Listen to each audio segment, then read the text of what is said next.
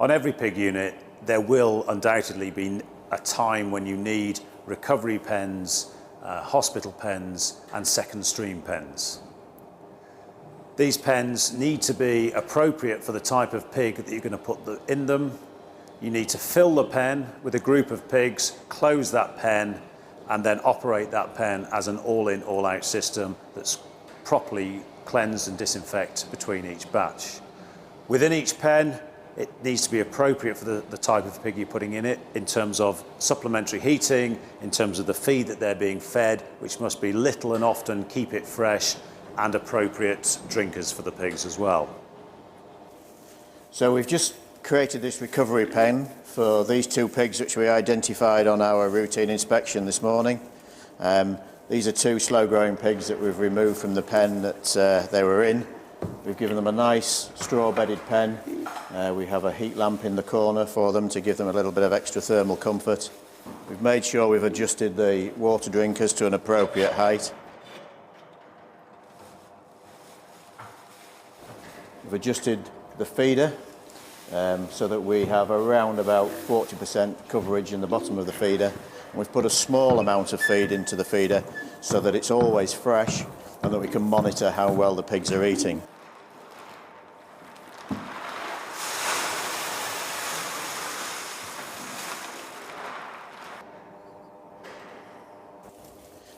This pig here has got a tag in its ear, and we will tag the other pig, and we will record those numbers in our medicine record.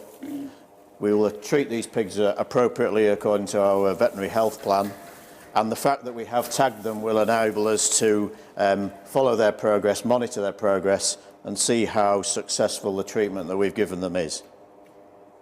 If it's a severe injury, it wants to be reviewed very quickly to see whether they respond to the treatment, and if they don't respond, that they are appropriately and humanely euthanized.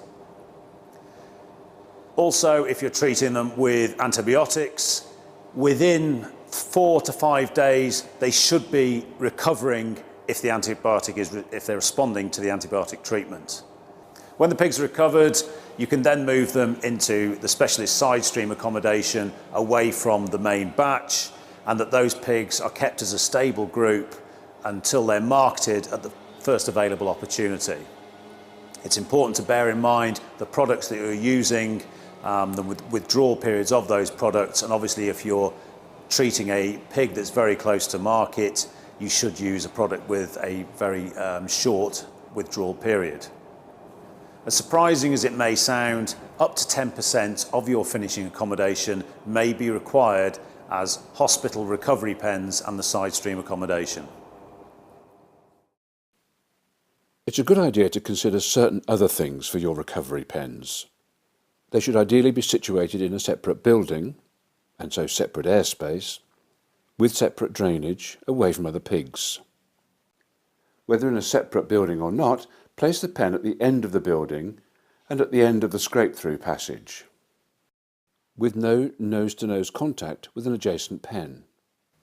Use dedicated equipment for the pen, for instance forks, buckets and shovels, so that there's no cross-contamination, and operate on an all-in, all-out system with a thorough cleaning and disinfection of pens and utensils in between.